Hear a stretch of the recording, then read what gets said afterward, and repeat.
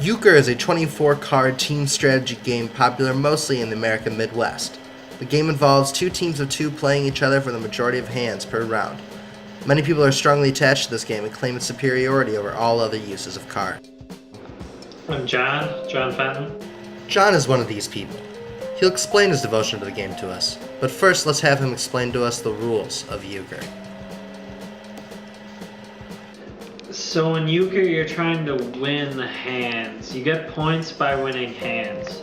There are 5 cards to each hand.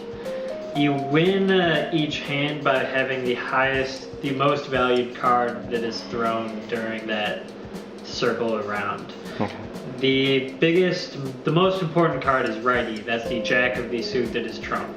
The second most valuable would be lefty, which is the same color jack, but not the same one as the suit. Then after that, it just goes down ace, king, queen. So if clubs was trump, the best card would be the jack of clubs and the jack of spades. Then ace, king, queen of clubs, and so on. Alright. And to get a point, to win the hand, you need to win at least 3 out of the 5. Okay, so maybe that wasn't perfectly clear, so let's walk through a round.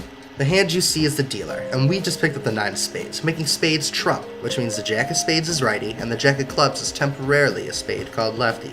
After discarding a card, the person to our left leads.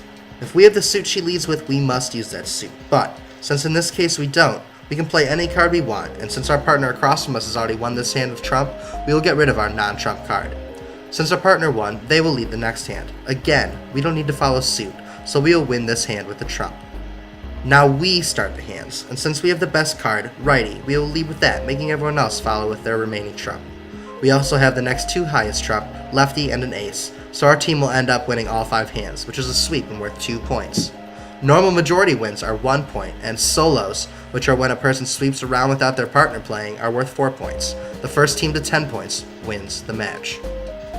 The game Euchre is named after the uke, which you get if they call a suit, and you win 3 out of those 5, then you get a uke, which is worth 2 points.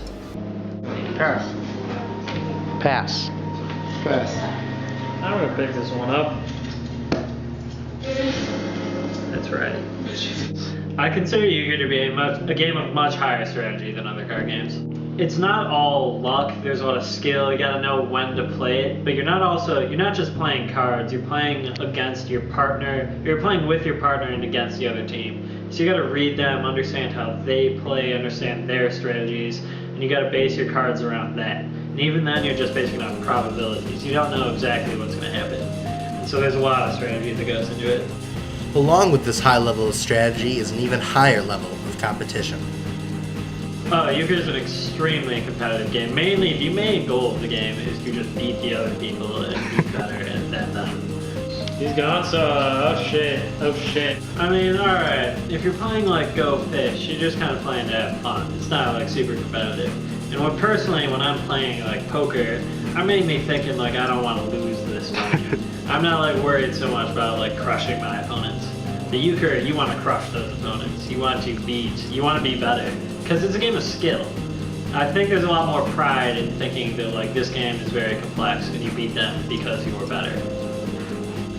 One of the most intriguing aspects of Euchre is that you're playing the game with a partner, which means every decision you make affects another person as well. And at times it can be a delicate relationship, with wins and losses depending on your ability to work as a team. You know, your relationship with your partner is a very complex one. Like obviously they're going to be frustrated, they're going to frustrate you, but you don't know their cards, you don't always know their situation. And like, for every time they frustrate you, there are going to be the times when they save your ass, or they just like throw down a sick hand and just win you a bunch of points. It's a game of luck, a game of skill, a game of competition. But it's also a game of teamwork and collusion, which must be why it is, above all else, a game of friendship.